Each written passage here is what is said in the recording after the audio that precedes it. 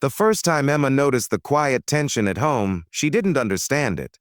The little girl, just 7, sat cross-legged on the kitchen floor, tracing circles on the worn wooden surface with her tiny fingers. The morning sun slanted through the half-open blinds, painting stripes of light across her worried face.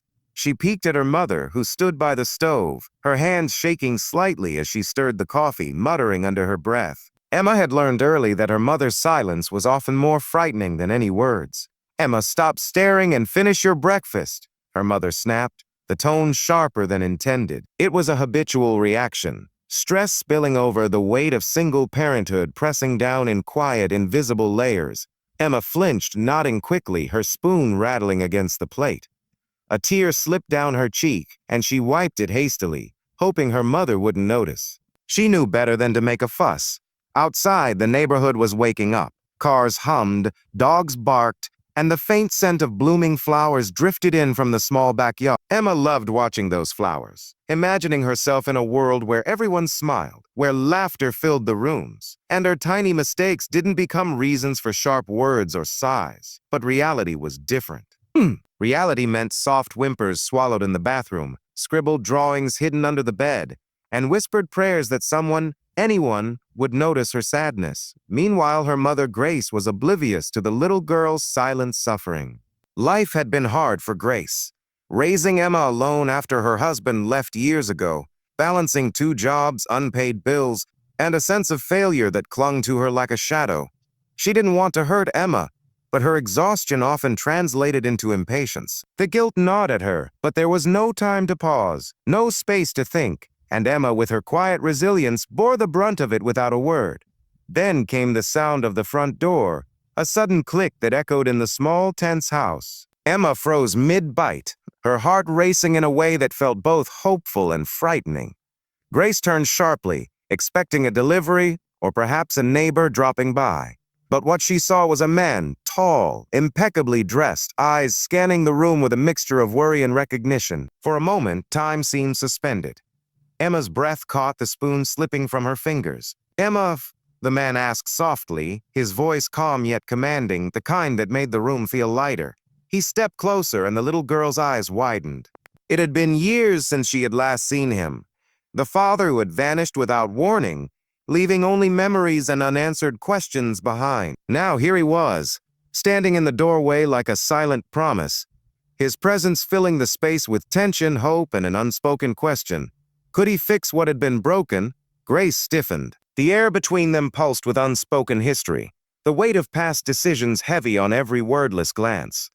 Emma felt a flicker of hope, a tiny spark that maybe, just maybe, things could change. The tension of mornings filled with fear, silence, and subtle pain was about to meet a force neither of them expected. The return of a father who had been gone for too long, and the promise that love, even after heartbreak, could still find its way home. Emma barely dared to breathe. She clutched the edge of the table as the man, her father, stepped into the kitchen. His eyes scanned her mother, lingering on the lines of worry etched deep in Grace's face. He seemed almost impossibly composed. Yet there was a flicker of pain in his gaze, a quiet acknowledgement of years lost, of promises broken, and of the invisible scars left on his daughter. Emma's small heart raced with conflicting feelings, curiosity, fear, and a cautious flicker of hope. "Emma, do you remember me?" he asked gently, his voice barely above a whisper, yet it carried an authority that made the room hold still. Emma nodded, unable to speak. Her throat felt tight and tears threatened to spill again. She remembered fragments of laughter, bedtime stories, and warm hugs, moments so fleeting they felt like dreams. Her mother stiffened beside her, arms crossed, a shield of frustration and protection. Grace's voice broke the tension, tinged with unease. "Why are you here? After all these years?" After all these years, the question wasn't angry. It was cautious, wary. 1,000 thoughts flashed behind her eyes. Anger, relief, disbelief, and a faint glimmer of longing she refused to acknowledge. The father's gaze softened. "I needed to see Emma, to see how she's doing, and to try to make things right." His words carried weight, a sincerity that resonated even in Grace's skeptical mind. Emma stepped closer, drawn by the warmth in his eyes. "Daddy," she whispered, her voice small but hopeful. The word hung in the air like a delicate bridge across years of separation. Grace's face tightened with emotion, the unspoken tension between past mistakes and present reality pressing down on her shoulders. Emma's tiny hand reached toward her father, and for a brief, fragile moment, it felt like the world had stopped outside that little kitchen. But silence was fragile. Grace struggled with a surge of conflicting emotions: resentment at abandonment, guilt over her harshness, and a tentative hope that maybe this man could help mend what had been broken. The father noticed her hesitation but didn't push. Instead, he focused on Emma, kneeling to meet her at eye level, letting her feel the unwavering presence of someone who loved her unconditionally. "Do you want to tell me what's been bothering you?" he asked softly. Emma blinked, unsure if she could reveal the years of hurt she had swallowed silently. But the sincerity in his tone coaxed the truth out of her. "Mom, I try not to make mistakes," she admitted, her voice quivering. "But I cry, and I'm scared sometimes." A tear rolled down her cheek, and she hastily wiped it away, ashamed of her vulnerability. The father reached out, gently taking her hand in his. His touch was warm, reassuring, and safe. Emma felt a flicker of something she hadn't dared hope for in years: understanding. Grace exhaled slowly, her arms uncrossing, the tension in her shoulders easing fractionally. It was a quiet, tentative truce, the first step toward healing, though the path ahead remained uncertain. The morning light no longer felt warm. It seemed heavy, carrying the weight of unspoken words and buried emotions. Emma's father watched her carefully, sensing the layers of pain hidden behind her small frame. She fidgeted with the hem of her shirt, her tiny hands trembling.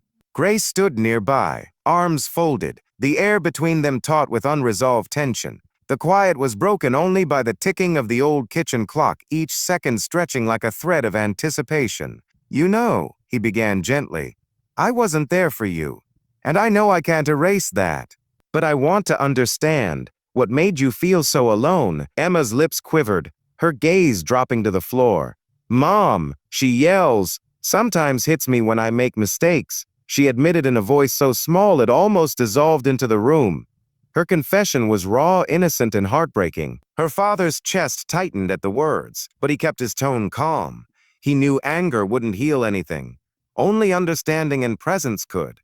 Grace flinched at Emma's words, her hand tightening around the edge of the counter. The truth, spoken aloud, cut through the fog of denial she had wrapped herself in.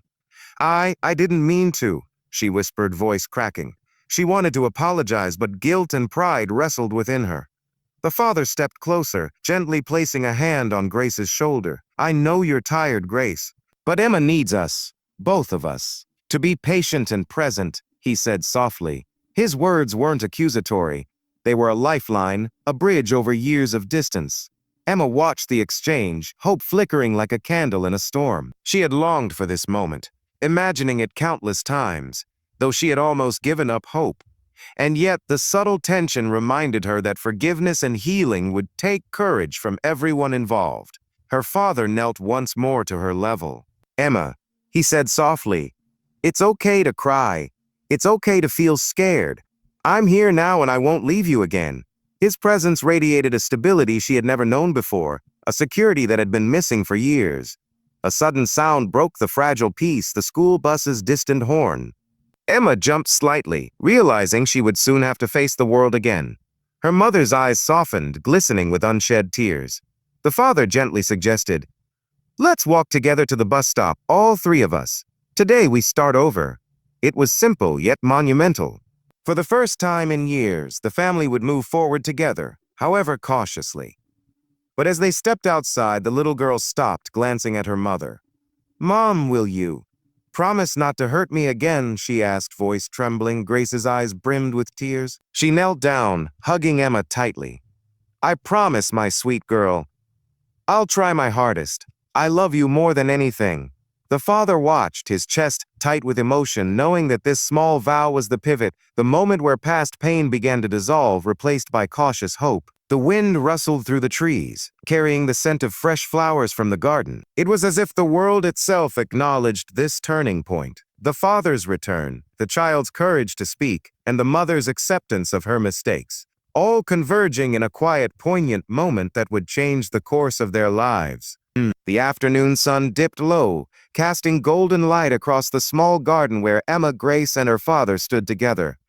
Emma clutched her father's hand, and for the first time in years, she felt safe. The world outside the walls of their home seemed to pause, holding its breath as the family faced a moment long overdue, a convergence of guilt, love, and forgiveness.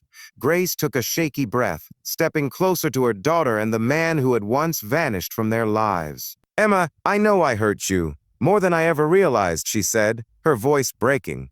Tears streamed freely now unrestrained. Emma's father gently rested a hand on Grace's back, his presence steady, reassuring, silently telling her it was okay to feel, to cry, to start over. The little girl looked up, hope mingling with apprehension in her eyes, unsure if this reunion could truly bridge the years of absence and pain. "Emma," her father said softly, kneeling to meet her gaze, "you've been so strong, holding everything inside.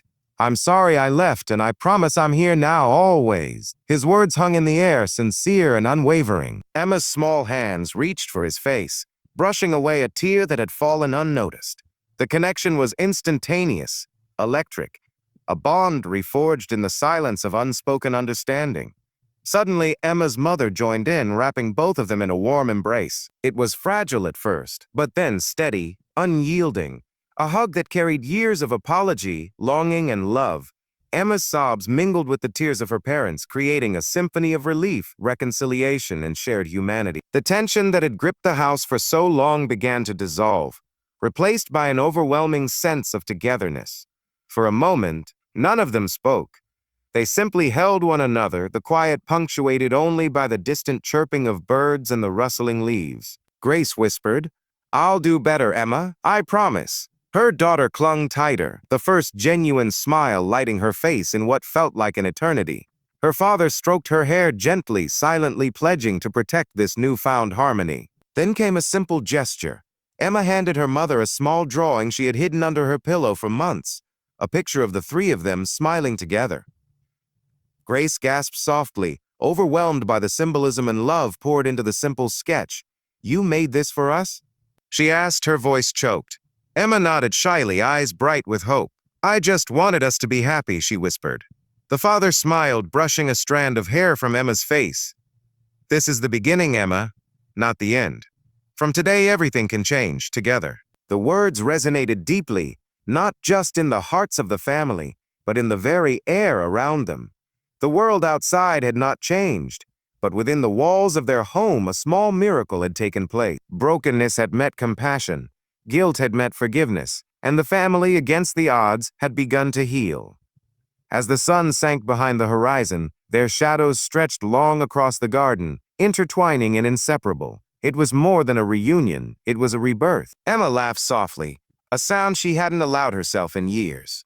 Grace held her close, and the father's hand rested firmly on both of them, grounding them in a reality that was finally brighter, warmer, and filled with love.